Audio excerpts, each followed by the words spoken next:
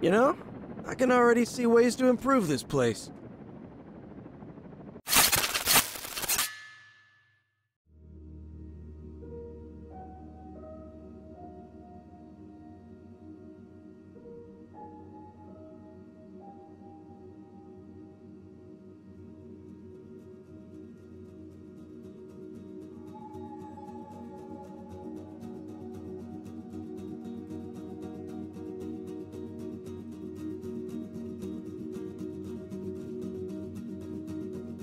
So then September, the next month, was when Daybreak came out. Yes. So that was September 2018, Content Update 4. Yeah.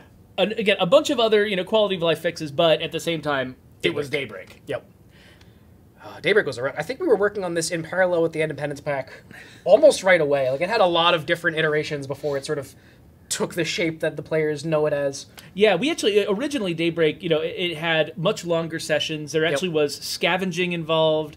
We thought it was going to be this much longer, more elaborate process, and we ended up really, we would just cut off the places that took a long time and felt unmotivated until we winnowed it down to just this like the very high pure intensity version of itself. Yeah, high action version of the game, which I think, a lot of people who play the game, this ended up sort of becoming one of the main ways to play co-op for a while. Yeah. Was get with your friends and just kill zombies in Daybreak and get a bunch of prizes. I mean, it was always, there was this idea of, like, it'd be nice to have something that's distinct from the main game with a different sort of, like, set of stakes. Where, like, our combat can be really tense and really fun, but it's a different kind of tense if the outcome of you losing the fight is a character you love and care about is gone forever, versus one in which you're just going to have to try getting it better in sort of a more traditional video gamey way. And Daybreak was our way of taking the experience that we built before and just changing up the context completely. Yeah.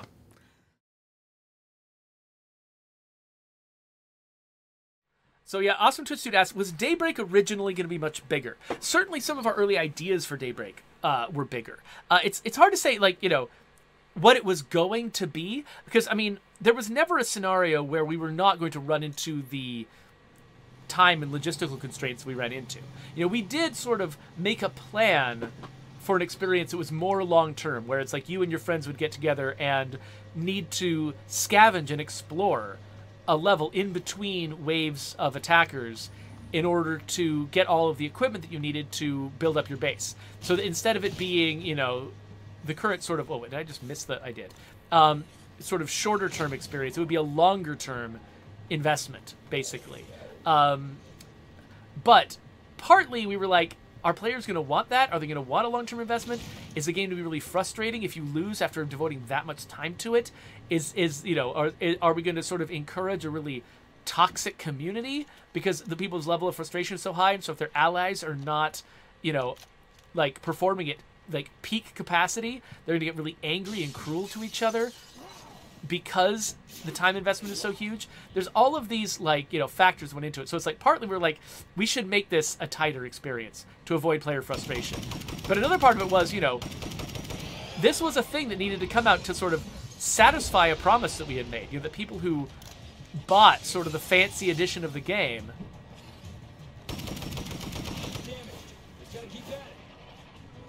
would get a wah.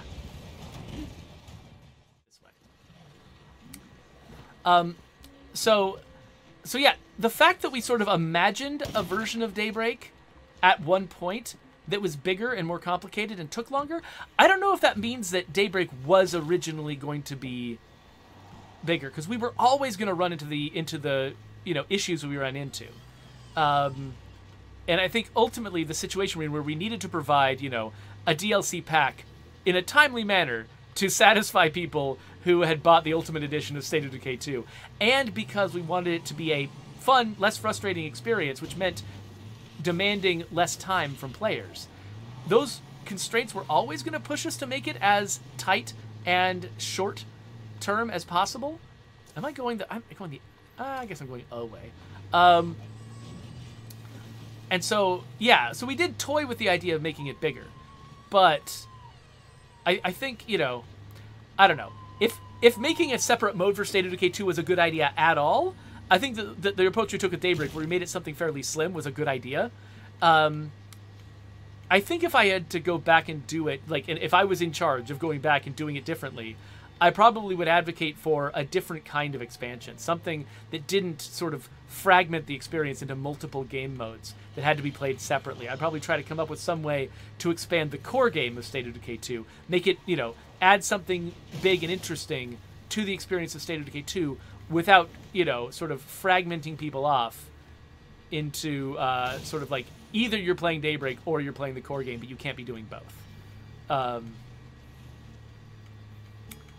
But what form that would take, I don't know. That would take a lot of thought to figure out what kind of DLC we'd be talking about there. And I've never spent a lot of time thinking about that because that's not the world we're in. We didn't end up in that multiverse, that part of the multiverse. So